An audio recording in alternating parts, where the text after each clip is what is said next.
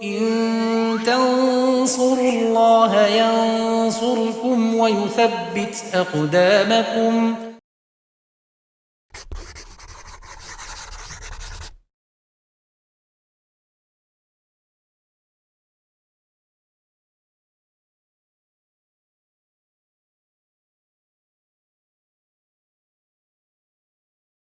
Bismillahirrahmanirrahim. Alhamdulillah wassalatu wassalamu ala Rasulillah wa ala alihi wa sahbihi wa man tabi'ahum bisanin ila yaumiddin, amma ba'd. Pemirsa Yufid Edu rahimani wa rahimakumullah.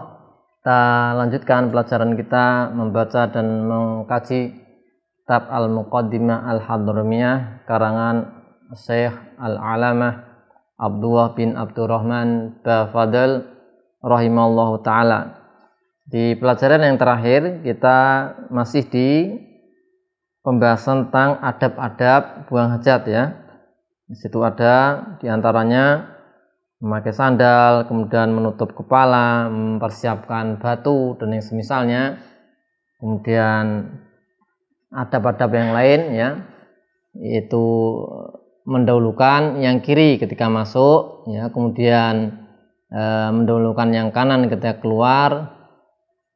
Kemudian juga tidak boleh membawa sesuatu yang di situ ada yaitu tertulis asma Allah dan asma-asma nama-nama yang diagungkan yang lain seperti nama malaikat, nama nabi. Kemudian bertumpuan pada yaitu kaki kiri, kemudian menjauh dan menutup diri. Tidak boleh yaitu buang air kecil, lebih-lebih buang air besar di air yang menggenang atau di air mengalir yang dia sedikit. Tidak boleh pula di yaitu lubang-lubang tanah ya, baik itu yaitu silinder ataupun atau memanjang retakan-retakan, rekahan-rekahan. Tidak pula di tempat bertiupnya angin, kemudian di jalan yang dilalui manusia, kemudian di yaitu bawah pohon yang berbuah ya, pohon yang bisa yaitu berbuah meskipun ketika buang hajat pohonnya belum berbuah. Itu adalah adab-adab yang telah kita pelajari di pertemuan sebelumnya. Nah, kita lanjutkan adab-adab yang lain. Kita baca apa yang disampaikan oleh musannif. Qala al-musannifu rahimallahu taala wala yatakallama illa li daruratin. Ketika buang hajat ini tidak boleh berbicara kecuali dalam keadaan darurat ya. Jadi tidak diperbolehkan bicara dalam keadaan darurat. Di antara dalil yang mendasarinya yaitu dari Ibnu Umar radhiyallahu anhuma, bahasanya anna rajulan mara wa Rasulullah sallallahu alaihi wasallam yabulu fasallama alaihi falam yarudda alaihi. Ya, hadis riwayat Muslim. Jadi ada seorang yang melewati Nabi SAW dalam keadaan Nabi SAW yaitu sedang buang air kecil. Kemudian orang tersebut mengucapkan salam dan Nabi SAW tidak menjawabnya karena dalam keadaan buang hajat. Kemudian dari Abu Sa'id ya, radhiyallahu anhu, beliau mengatakan Nabi SAW pernah bersabda, la yakhruju ar-rajulani yadribani al-wa'ita kashifaini an auratihima yatahaddatsani fa inna Allah azza wa jalla yamqutu ala dzalika. Itu tidaklah seorang, ya di sini dua orang laki-laki atau dua orang yang keduanya mendatangi tempat buang hajat dalam keadaan sudah tersingkap auratnya, mereka berdua berbincang-bincang. Maka sungguhnya Allah SWT ya yaitu murka, marah atas perbuatan tersebut. Ya. Sehingga di sini diambil kesimpulan jika orang dalam keadaan buang hajat tidak boleh yaitu berbincang-bincang. Dan dikiaskan dengan berbincang-bincang, berbicara yaitu perbuatan lain seperti makan, minum dan kemudian bermain-main. Ya, ini tidak layak dilakukan ketika saat buang hajat. Nah, kapan yang dimaksud yaitu larangan ini? Larangan berbicara ketika buang hajat yaitu ketika keluarnya yang pertama mencakup, ya kita tulis,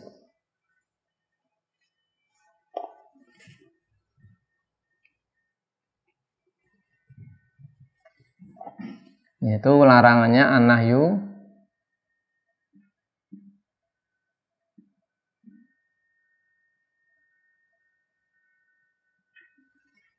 ya, larangan berbicara ketika buang hajat ini yang pertama mencakup hala khurujil kharij,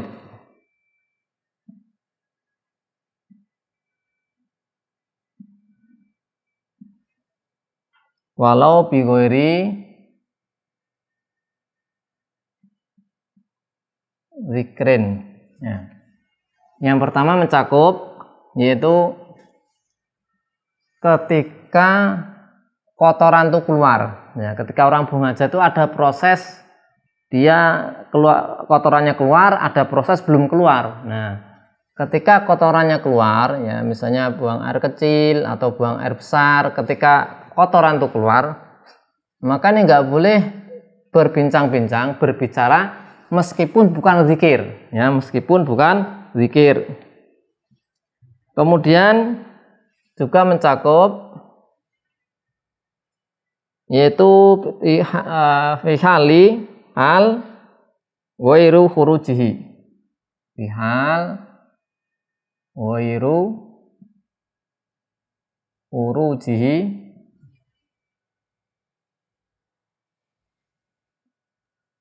madama fil mu'ad.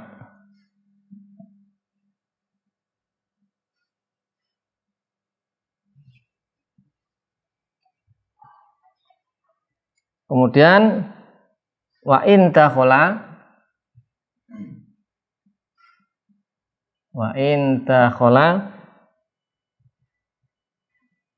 dakhalahu li ghairi qada'il hajah, ya. Yang kedua mencakup keadaan tidak buang dalam keadaan ketika kotoran belum keluar, ya. Jadi kan tadi sudah disebutkan ketika buang hajat itu ada keadaan kotoran keluar. Ini nggak boleh ngomong sama sekali meskipun zikir, meskipun bukan zikir, ngobrol biasa, ya. Ngomong biasa. Kemudian mencakup ketika yaitu kotoran belum keluar atau sudah keluar, artinya dalam keadaan tidak keluarnya kotoran selama masih tempat yang disiapkan tadi, dan meskipun dia itu masuk ke tempat buang hajat li ghairi qada'il hajah, meskipun bukan untuk apa? Buang hajat, ya. Artinya misalnya dia masuk ke WC gitu untuk misalnya ngambil ember atau ngambil apa. Nah, ini di sini juga menurut sebagian ulama, sebagian fuqaha itu tidak boleh berbicara. Kemudian bagaimana ketika dia itu bersin? Nah, ketika bersin maka disunahkan untuk tahmid, ya, mengucapkan alhamdulillah. Nah, bagaimana ketika bersihnya di tempat buang hajat?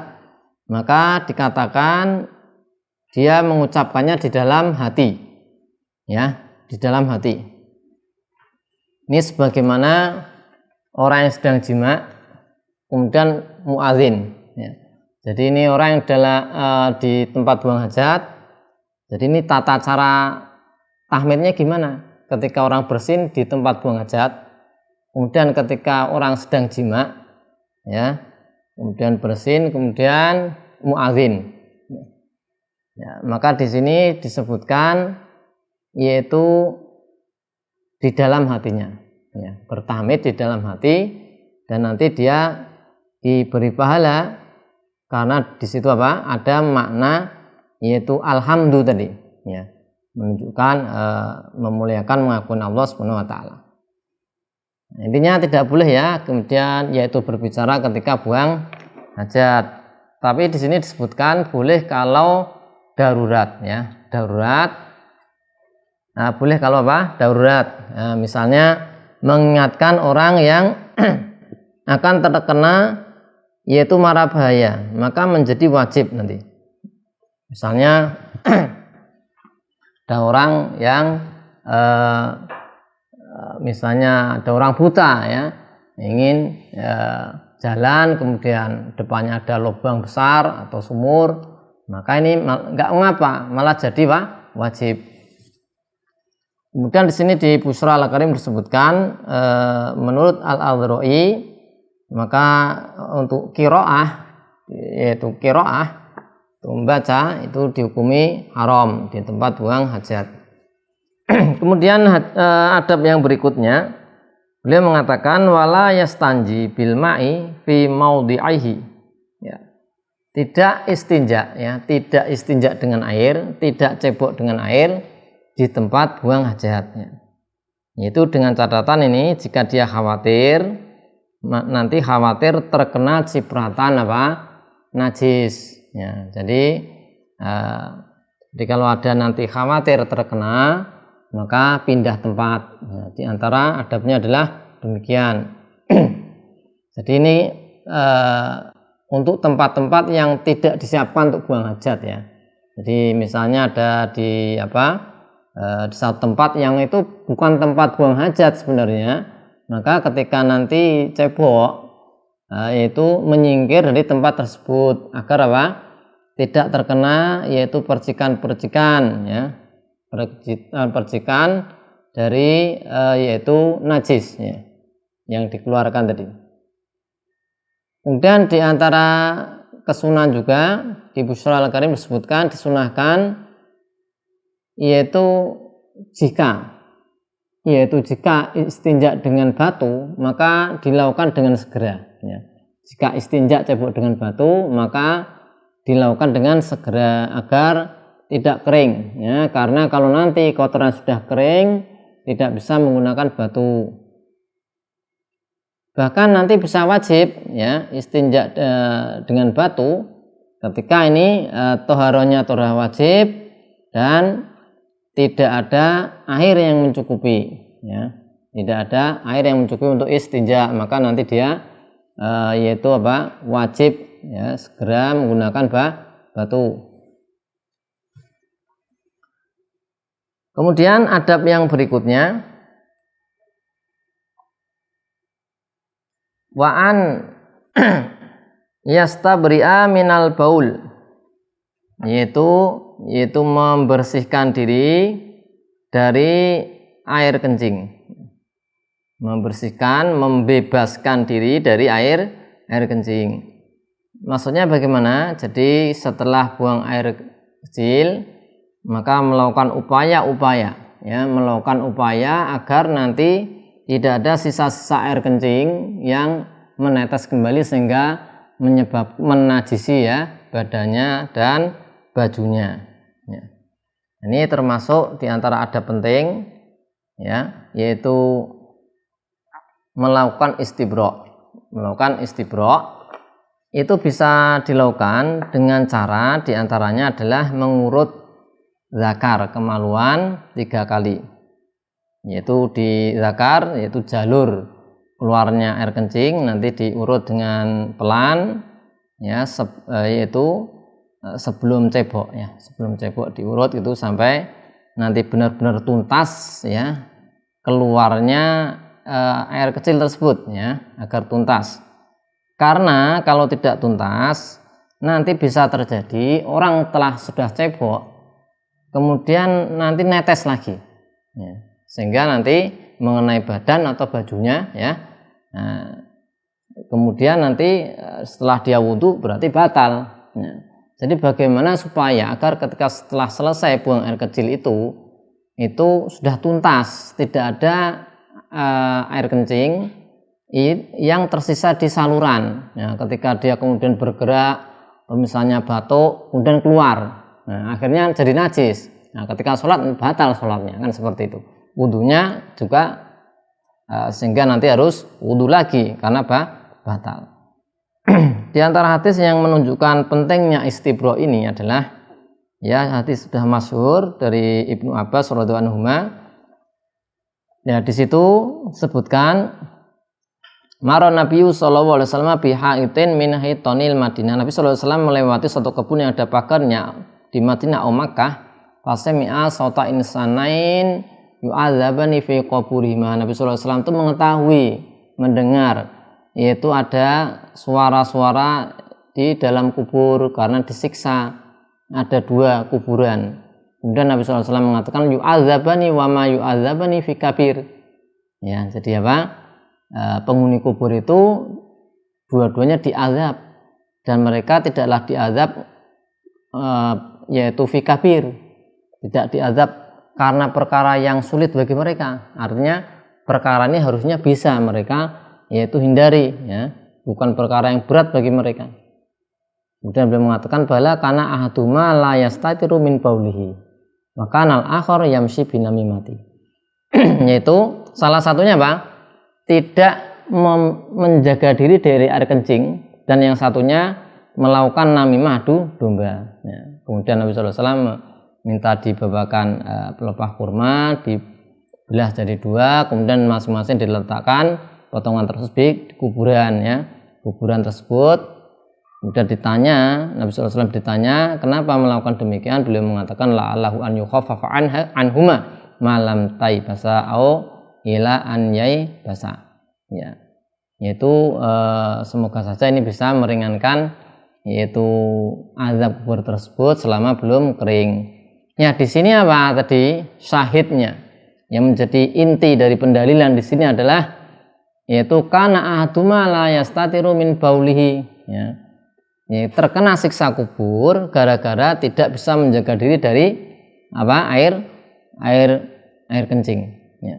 Jadi dia tidak menjaga diri, ceroboh, tidak hati-hati, ya, dalam yaitu menjaga diri dari air kencing sehingga ceboknya enggak benar, tidak perhatian sehingga terkena badannya atau bajunya. Di riwayat Muslim disebutkan la yastanzihu, ya. Jadi ini dalil menunjukkan bahasanya diperintahkan untuk istibro, yaitu menjaga diri, membebaskan diri dari najis air kencing, yaitu setelah buang hajat. Demikian yang bisa kita sampaikan, yaitu adab buang hajat, yaitu tidak berbicara kecuali darurat, kemudian tidak yaitu istinja dengan air di tempat buang hajat, yaitu kemudian ya, membebaskan diri atau membersihkan diri dari yaitu air kencing. Demikian wassallallahu ala sayyidina Muhammadin wa ala alihi wa sahbihi wasallam walhamdulillahi rabbil alamin.